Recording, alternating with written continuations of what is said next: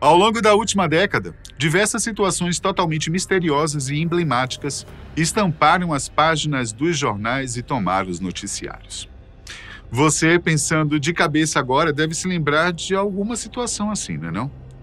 A questão é que muitos desses mistérios recentes ainda não tiveram respostas concretas, deixando conhecidos e familiares das pessoas que estavam envolvidas totalmente no escuro. Sabendo disso, no vídeo de hoje vamos trazer 3 mistérios dos últimos 10 anos que ainda não foram solucionados. Não saia daí, tá?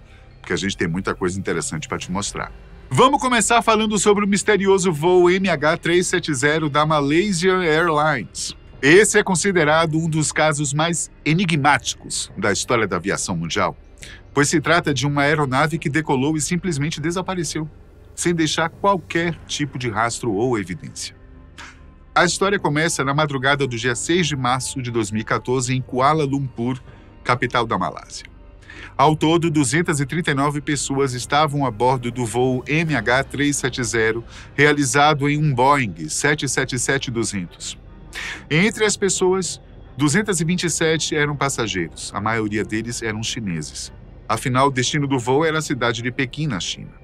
As 12 outras pessoas faziam parte da tripulação que incluía os pilotos e os comissários. O voo tinha previsão de durar cerca de 6 horas e as condições meteorológicas eram favoráveis para uma viagem tranquila e sem nenhum tipo de problema. Então, no momento da decolagem, nada de estranho estava acontecendo. Porém, tudo começou a mudar drasticamente cerca de 40 minutos depois da decolagem. Segundo os documentos oficiais, o último contato da aeronave com controle de tráfego aéreo veio cerca de 40 minutos após a decolagem. Entende-se oficialmente que as últimas palavras registradas vindas do piloto da aeronave foram algo como um boa noite amigável. Porém, existe uma incerteza a respeito das palavras exatas, pois as autoridades da Malásia forneceram 2 versões diferentes, que foram as seguintes: boa noite, Malaysian 370 e tudo bem, boa noite. Pouco após isso, o avião desapareceu do radar. E nenhuma das 239 pessoas que estavam no voo nunca mais foram vistas novamente. A questão é que as autoridades simplesmente não tinham absolutamente nenhuma pista sobre o que aconteceu com a aeronave. Não existia nenhuma informação para nortear as buscas. A única coisa que sabiam era que o avião não tinha pousado em lugar algum. Mesmo estando no completo breu, as equipes começaram a procurar a aeronave logo de imediato, já concluindo que o avião tinha sofrido uma queda, pois não poderia ficar no ar para sempre e certamente não pousou em lugar nenhum. Nos dias seguintes ao desaparecimento, equipes foram deslocadas à área de buscas, que se estendia do Cazaquistão, na Ásia Central, até a Antártida. Com o passar do tempo, e com a ajuda de rastreamento por radar e análises de correntes oceânicas, os investigadores começaram a obter mais informações a respeito do possível local de queda do voo. Por mais que essa hipótese ainda não tenha sido comprovada, as teorias mais aceitas são de que o avião caiu no sul do Oceano Índico. Em janeiro de 2015, menos de um ano após o desaparecimento, as autoridades vieram a público oficializando a declaração de que o desaparecimento do voo MH370 foi um acidente e que todos a bordo deveriam ser considerados mortos. Mesmo assim, as buscas pelos possíveis destroços da aeronave não cessaram até o ano de 2017, se tornando uma das buscas de aeronaves mais caras da história da aviação. Na época, em janeiro de 2017, o comunicado oficial declarou que as buscas submarinas estavam encerradas e que nenhum indício da presença da aeronave nas áreas de busca foi achado. Nesse mesmo período, os governos da Austrália, da Malásia e da China fizeram um anúncio conjunto dizendo o seguinte: essa decisão não foi tomada tranquilamente, nem sem tristeza. Não perdemos a esperança de que um dia sejam obtidas novas informações e de que, em algum momento no futuro, a aeronave seja localizada.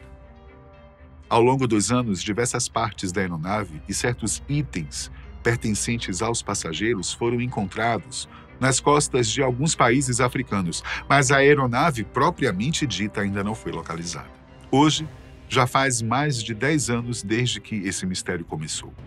E ao longo desse tempo, milhares de teorias surgiram, tanto das autoridades quanto dos familiares e amigos dos conhecidos, e também do público, você, que acompanhamos essa investigação atentamente. Pois bem, a primeira área a ser investigada foi a vida e a rotina de todas as pessoas que estavam a bordo da aeronave. As autoridades examinaram minuciosamente as imagens de câmeras de segurança do aeroporto em que o voo partiu. Todos os passageiros foram identificados e a maioria não apresentou nenhum tipo de irregularidade. A única exceção foram 2 pessoas que posteriormente foram identificadas possuindo passaportes roubados. Mas isso não gerou indício algum que ligasse esse crime com o desaparecimento e aparente queda da aeronave. A vida de todos os membros da tripulação também foi analisada, principalmente as do piloto e copiloto. De acordo com todos os relatórios que os investigadores obtiveram, o piloto já estava em atividade pela Malaysian Airlines desde o ano de 1981. Contava com mais de 18 mil horas de voo e parecia estar totalmente apto para lidar com o estresse causado pela profissão. Sua rotina anterior ao incidente não parecia apresentar nenhum tipo de evidência de mudança. Contudo, sua casa foi investigada e ele foi categorizado momentaneamente como suspeito, após as autoridades encontrarem um simulador de voo construído por ele. Porém, nada foi formalizado contra ele. Os órgãos de autoridade de todos os países envolvidos nas buscas declararam que nenhuma resposta clara poderia ser fornecida para resolver esse mistério. Porém, recentemente, um pesquisador australiano da Universidade da Tasmânia propôs uma solução para esse mistério que ninguém conseguiu resolver. Veja só. O pesquisador Vincent Line declarou que o acidente, na verdade, se tratou de um projeto deliberadamente feito pelo piloto. Segundo ele, o comandante da aeronave tinha um objetivo claro e concreto de pousar o avião em uma área remota do Oceano Índico. Sua análise se baseia nos estudos de que partes da aeronave tinham sido encontradas anteriormente, sugerindo que o dano observado é consistente com uma aterrissagem controlada na água. Contudo, essa análise é contraditória com o parecer da maioria dos outros especialistas que analisaram o caso, principalmente na época que argumentaram que os destroços indicavam que as asas da aeronave não estavam em posição de pouso. Apesar dessa falta de certeza, Line acredita que as buscas devem voltar e que sua teoria pode contribuir para solucionar esse mistério. Antes de prosseguirmos, é válido lembrar que, justamente pela falta de provas ou indícios a respeito do que aconteceu com o voo MH370, muitas teorias da conspiração surgiram. Teorias que incluíam terrorismo, sequestro da aeronave e outras atividades criminosas envolvendo o voo. Apesar disso, não existe até o momento nenhum tipo de evidência para se acreditar nesse tipo de narrativa. Então tenha muito cuidado, ok? Pois bem, agora seguimos para mais um mistério, relacionado a uma tragédia tremenda que ainda gera revolta no México.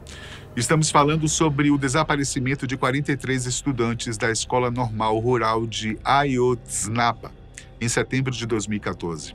É válido lembrar, antes da gente contar essa história, que se trata de um crime violento, passando por questões muito complexas, envolvendo a corrupção do governo mexicano e a participação de uma organização criminosa de extremo perigo. Esteja avisado, ok? Essa história começa na noite de 26 de setembro de 2014, na cidade de Iguala, no estado mexicano de Guerrero.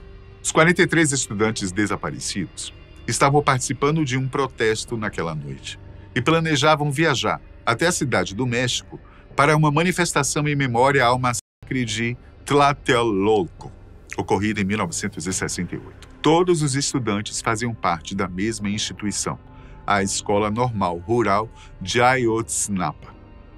As Normales Rurales são escolas rurais do México que surgiram do século XX, após a Revolução Mexicana.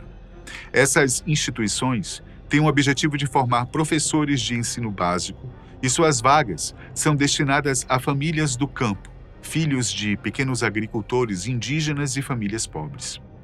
Normalmente, essas escolas são encontradas em áreas rurais de extrema pobreza e tentam dirigir a formação dos estudantes para além do ensino tradicional. A ideia é a formação de professores que se relacionem diretamente com as comunidades em que estão atuando, podendo ajudar com a saúde, construção e agricultura do local. Um exemplo claro disso é o ensino de línguas indígenas da região em que está inserida a escola. Por conta dessa ideia, é comum que os estudantes estejam ligados e engajados fortemente em movimentos políticos, como era o caso dos 43 jovens que desapareceram. Inicialmente, a resolução oficial dada para as autoridades sobre esse caso foi de que esses estudantes foram sequestrados por policiais corruptos ligados a uma organização criminosa conhecida como Guerreiros Unidos. Após o sequestro, eles foram vendidos para essa mesma gangue que os matou e queimou seus corpos em um lixão. Contudo, essa narrativa passou a ser amplamente debatida e investigada.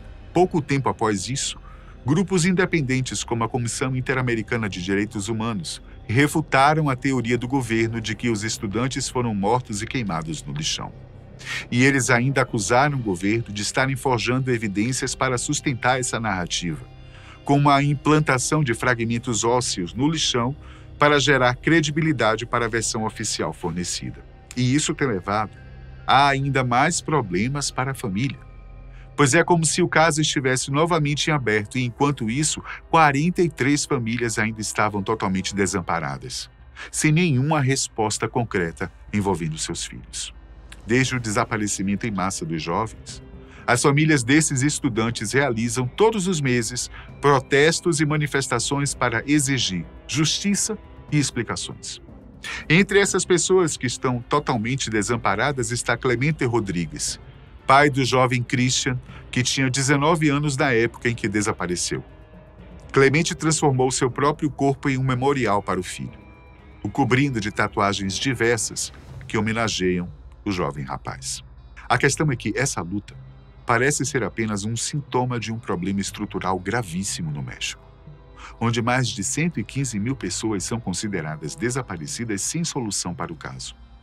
Essa luta vem ganhando cada vez mais força, através do apoio de organizações nacionais e internacionais que lutam pela promoção dos direitos humanos. Durante o governo do presidente Andrés Manuel López Obrador, que foi de 2018 a 2024, o caso foi reaberto e ganhou novos desdobramentos. O próprio governo de Obrador refutou a narrativa de que os jovens teriam sido mortos e queimados em um lixão e garantiu que as investigações iriam mais a fundo. Porém, os pais das vítimas ainda não têm qualquer tipo de resposta concreta. O máximo que o caso andou nesse meio tempo foi através de algumas prisões, como foi o caso de Jesús Morillo Carrano, procurador-geral do México durante o governo de Enrique Peña Nieto, que foi quando o caso aconteceu e quando esse mesmo governo declarou a falsa versão sobre o ocorrido. Ele foi preso no dia 19 de agosto de 2022, investigado por ter ligação com o caso e acusado dos crimes de desaparecimento forçado, tortura e obstrução da justiça. Outro nome importante para o caso é o de Tomás Cerrón, ex-diretor da extinta Agência de Investigação Criminal do México. Ele foi acusado pelo governo de Obrador de torturar certas testemunhas do caso para que elas o ajudassem a fortalecer a narrativa inicial apresentada sobre o caso. E também foi acusado de manipular evidências sobre a situação. Em 2019, ele fugiu para o Canadá. Em 2021, pediu asilo em Israel, permanecendo por lá. Essa questão é muito séria, extremamente complexa e sensível para o México, pois seu desdobramento não para por aí. Militares e membros dos Guerreiros Unidos supostamente estão fortemente envolvidos com esse desaparecimento e cada vez que a história é investigada mais a fundo, os problemas envolvendo a corrupção do México só crescem. Dessa forma, essa história ainda está muito, mas muito longe de ter uma resposta final. E as famílias estão tomando iniciativas próprias para investigar o ocorrido. Como é o caso de Clemente Rodrigues, que citamos anteriormente. Ele se envolveu em uma busca direta pelo filho que acredita que esteja vivo. Ele, inclusive, precisou abandonar o próprio trabalho para continuar sua busca pessoalmente. Continue atento, tá? Porque essa história está muito longe de ser resolvida. Vamos ao último caso. O último mistério que você conhecerá hoje diz respeito ao caso Elisa Lam, que ficou muito popular na internet na última década. Essa história é tão bizarra que parece ser uma história de terror. Veja só. Em janeiro de 2013, uma estudante canadense chamada Elisa Lam foi dada como desaparecida. Nessa mesma época, passou a circular um vídeo de Elisa no elevador do Hotel Cecil, em Los Angeles, onde estava hospedada quando desapareceu. O vídeo pode ser acessado por qualquer pessoa e é bem perturbador. Nas filmagens, Elisa entra e sai do elevador algumas vezes, fazendo alguns movimentos estranhos, parecendo estar se escondendo em uma das paredes. A natureza incomum, principalmente de sua movimentação, chamou muita atenção da internet na época, que passou a criar diversas teorias para ligar esse comportamento com seu desaparecimento que viria logo após os eventos filmados pela câmera de segurança do elevador. O que muita gente falava na internet é que Elisa estava sob influência de algum tipo de entidade sobrenatural. E seu desaparecimento só poderia estar ligado a isso. A situação era triste e curiosa, mas não passava disso na ocasião. Então a história começa a ganhar um novo rumo alguns dias depois, quando hóspedes do hotel começaram a reclamar da qualidade da água da hospedagem. As autoridades então começaram a investigar o que estava acontecendo. E 19 dias após o sumiço de Elisa, seu corpo foi encontrado totalmente desnudo dentro da caixa d'água da instalação. Uma das últimas pessoas que se tem registro de que viram Elisa antes do ocorrido foi uma mulher chamada Katie Orphan, dona de uma loja próxima ao hotel chamada The Last Bookstore. Ela contou às autoridades que a jovem tinha comprado livros e discos de música para sua família e que, segundo ela, parecia que ela tinha planos de voltar para casa. Ela planejava dar presentes aos membros de sua família e se reencontrar com eles. E esse relato torna a causa da morte ainda mais estranha e complexa. Segundo o legista que analisou o corpo de Elisa, ela teria ingerido substâncias que provavelmente eram os remédios que usualmente tomava para combater seu transtorno de bipolaridade, e a causa da morte foi concluída como sendo um afogamento acidental. Uma das teorias levantadas é de que Elisa estava passando por algum momento de surto psicótico e talvez estivesse alucinando, o que fez com que ela entrasse no tanque de água e se afogasse. Contudo, mesmo que esse ponto fosse comprovado, a questão é muito mais complexa do que parece. Um homem chamado Santiago Lopes, que foi a primeira pessoa a encontrar o corpo de Lam, descreveu como ele conseguiu chegar até o corpo e disse que chegar até lá era uma tarefa muito complexa. Olha só. Primeiramente, era preciso subir a escada de incêndio do hotel. Apesar de haver 3 delas, todas são na parte externa do edifício e Elisa precisaria ter que sair por uma janela para acessar qualquer uma das escadas. Além da dificuldade inicial, nenhum hóspede ou funcionário notou a presença dela por esse caminho. Além disso, era necessário passar por uma porta que dava acesso direto ao terraço, mas que, por motivos de segurança, ficava constantemente trancada e um alarme sonoro era ativado se alguém passasse por ela. O engenheiro-chefe do hotel, Pedro Tovar, forneceu um depoimento ao site All That Interesting, confirmando que seria impossível para Elisa chegar até o tanque de água sem que o alarme fosse acionado.